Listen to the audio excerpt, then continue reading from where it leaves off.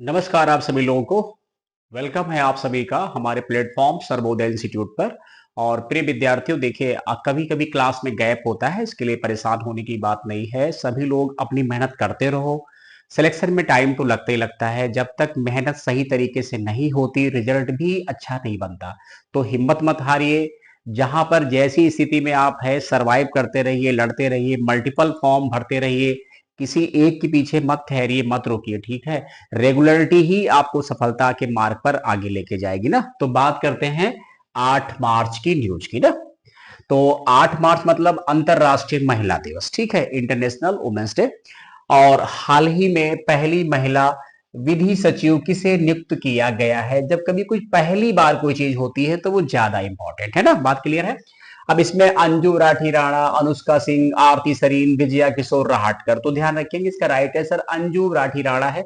विजया किशोर राहटकर जो है ये 9वें नंबर की राष्ट्रीय महिला आयोग की अध्यक्ष है, ठीक है। राष्ट्रीय महिला आयोग की अध्यक्ष है, ये ध्यान रखेंगे ना। नेशनल वुमेन कमीशन, बात क्लियर है ना। राष्ट्रीय महिला आयोग के अध्यक्ष। और इसके बाद क्या है पॉइंट हमारा अगला। अगला लिखा है, ये थोड़ा ज्यादा इंपॉर्टेंट है, इसको ध्यान ध्यान से पढ़ लेंगे ना। हाल ही में जारी ग्लोबल टेररिज्म मतलब आतंकवाद इंडेक्स 2025 भारत की रैंक क्या है ना। कुछ ऐसे ही ऑप्शन 13, 14, 15 और बड़े टफ क्वेश्चन होते हैं ऐसे। यकीन मानिए अगर आपका नहीं पढ़ा हुआ है, नहीं पता है, तो आप कर भी नहीं पाओगे। हम सबके लिए कह रहे हैं, स्पेशली बच्चे नहीं, यहाँ आप नहीं पता होगा तो टीचर भी रिप्लाई नहीं दे पाएंगे। तो इसका राइट आंसर 14 है, यही सही है ना। रिपोर्ट कौन जारी करता है, Institute of Economic and Peace. ये पूछा जाता है कि ये रिपोर्ट कौन जारी करता है। अब इसमें जैसे टॉप पर कौन है कोई पूछता नहीं है, बुर्किना फासो है सबसे ज्यादा, यहां पर ये ज्यादा आतंकवाद पीड़ित है, ठीक है। टोटल इसमें कंट्री शामिल है 163, भारत पीड़ितों में 14 नंबर पे है, बात क्लियर है। चलिए इसके बाद क्या है पॉइंट। हाल ही में किसे एएम ट्यूरिंग पुरस्कार के लिए चुना गया है, अभी समझाते हैं एएम ट्यूरिंग पुरस्कार क्या है, पहले इसका आंसर देख लो। तो लिखा है एंड्रयू जी बाल्टो, रिचार्ड एस शटन, और तीसरा ऑप्शन बोथ होगा, चौथा उपरोक्त में से कोई नहीं। तो इसमें बोथ में जाएंगे, दोनों आदमी दोनों अमेरिकन हैं, ये दोनों शख्स यूएसए के हैं। अब समझाते हैं क्या है ये अवार्ड, ठीक है। इसमें कोई भारत कभी इंडिया मिला नहीं मिला। ये दोनों पर्सनालिटी 2024 के लिए ट्यूरिंग पुरस्कार के लिए चुने गए हैं। ये दोनों अमेरिका से हैं। इन दोनों लोगों ने आर्टिफिशियल इंटेलिजेंस के लिए महत्वपूर्ण भूमिका निभाई है। कंप्यूटिंग का नोबेल पुरस्कार कहा जाता है इसे। इसमें पुरस्कार राशि $1 मिलियन है, यूएस में बात कर रहे हैं, $1 मिलियन। इसके बाद ये पॉइंट क्या है। इस पुरस्कार की स्थापना 1966 में न्यूयॉर्क अमेरिका में की गई। ये सम्मान प्रत्येक वर्ष ऐसे व्यक्तियों को दिया जाता है जिनका काम कंप्यूटर विज्ञान के लिए बहुत ही महत्वपूर्ण हो। एलन मैथिसन ट्यूरिंग, पूरा नाम क्या है, एलन मैथिसन ट्यूरिंग को कंप्यूटर विज्ञान के जनक के रूप में जाना जाता है। ये पुरस्कार अभी तक किसी भारतीय व्यक्ति को नहीं दिया गया है, बात क्लियर है। चलो अगला पॉइंट भी देख लो तो ठीक है।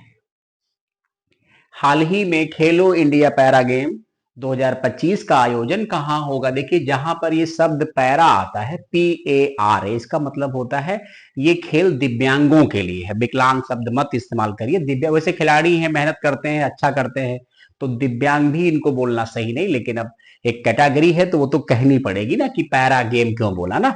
तो कुछ ऐसे ऑप्शन दिए गए हैं कि ये एक्चुअली में गेम कहां पर, ठीक है, कहां पर ये गेम होना है ना।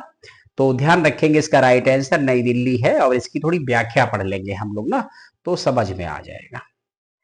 कह रहे हैं खेलो इंडिया पैरा गेम 2025 का दूसरा संस्करण 20 से 27 मार्च 2025 नई दिल्ली में खेला जाएगा। पहला संस्करण 2023 में नई दिल्ली में खेला गया था। इसमें प्रथम स्थान पर हरियाणा था, सेकंड नंबर पे यूपी था, ठीक है। बात समझ में आई नहीं आई। ये सब जो इस प्रकार के खेलो इंडिया यूथ गेम, खेलो पैरा गेम, ये सब समझ लीजिए कि अंतरराष्ट्रीय लेवल के जो गेम्स होते हैं उनके लिए हम अपने देश के युवाओं को तैयार करते हैं, जैसा चाइना करता है ना।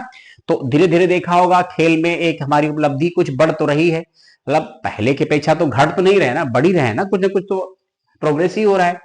इसके बाद हमारा अगला पॉइंट क्या है। हाल ही में 24वां विश्व सतत विकास शिखर सम्मेलन 2025 कहां आयोजित किया गया।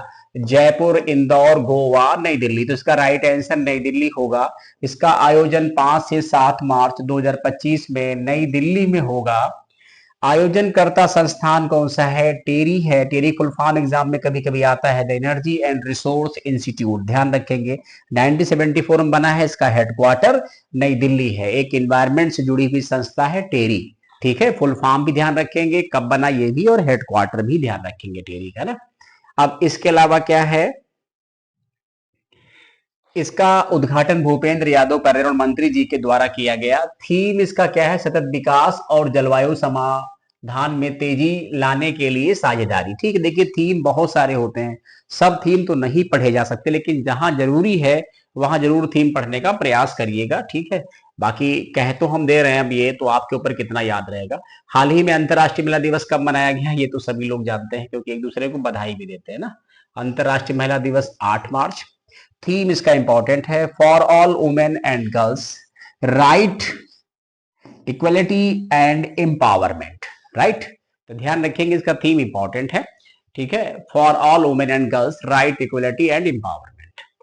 इसके बाद अगला हमारा क्वेश्चन क्या है, इसको भी देख लेंगे। लिखा है कि EY entrepreneur of the year 2024 India award से किसे सम्मानित किया गया है? नितिन कामत, केवी कामत, एस सोमनाथ जैसा।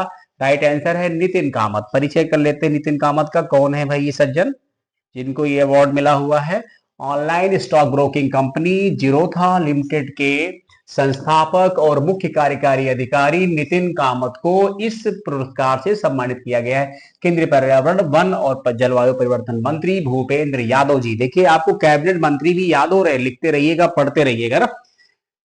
ने विजेताओं को पुरस्कार प्रदान किया है। लाइफ टाइम अचीवमेंट अवार्ड केवी कामत को मिला है, जो बैंकर हैं, को दिया गया है। विशेष जूरी पुरस्कार डॉक्टर एस सोमनाथ को दिया गया है, जो इसरो के फॉर्मर चेयरमैन हैं। बात क्लियर है ना? इसरो चेयरमैन चेंज हो गए ना। चलिए अगला पॉइंट देखिए। हाल ही में बारबाडोस सरकार ने किस भारतीय नेता को मानद order of the freedom of Barbados पुरस्कार से सम्मानित किया है? राष्ट्रपति द्रौपदी मुर्मू, प्रधानमंत्री नरेंद्र मोदी, उपराष्ट्रपति जगदीप धनखड़, रक्षा मंत्री राजनाथ सिंह। तो इसका राइट आंसर हो जाएगा प्रधानमंत्री नरेंद्र मोदी जी को सम्मानित किया गया है। आपको इतना बताना है कि बारबाडोस की कैपिटल क्या है, करेंसी क्या है, और ये किस कॉन्टिनेंट का कंट्री है। ऐसे क्वेश्चन भी एग्जाम में आते हैं कि ये देश किस जो है उसमें कॉन्टिनेंट में आता है, ठीक है, ये भी ध्यान रखेंगे ना, या किस महाद्वीप में आता है। अगला हमारा क्वेश्चन क्या है, इसको पढ़ लेंगे, इंपॉर्टेंट है। हाल ही में किस भारतीय को बर्लिन में women tourism of the year award से सम्मानित किया गया है? नीता अंबानी, दिया कुमारी, चंद्रिका टंडन, उर्वशी सिंह। तो राइट आंसर दिया कुमारी है। परिचय सुन लीजिए इनका। राजस्थान के उप मुख्यमंत्री, डिप्टी सीएम है और पर्यटन मंत्री हैं दिया कुमारी, ठीक है। राजघराने परिवार से आती। इस प्रकार के सम्मान से सम्मानित किया गया है। Pacific Asia travel writer association ने राजस्थान में पर्यटन को बढ़ावा देने के लिए इनके किए गए सराहनीय कार्यों के लिए उन्हें सम्मान दिया गया है। बात क्लियर? तो ये जो न्यूज है ये आपको 8 मार्च की न्यूज मिल जाएगी, ठीक है। या 8 मार्च की न्यूज भी आप मतलब न्यूज तो आप रेगुलर नहीं पा रहे थे, वो मिल जाएगी। उसके लिए मत परेशान होइए, अपने दोस्तों मित्रों को भी थोड़ा बता दिया करिए, वो भी जुड़ जाएंगे तो अच्छा रहेगा। Thank you so much.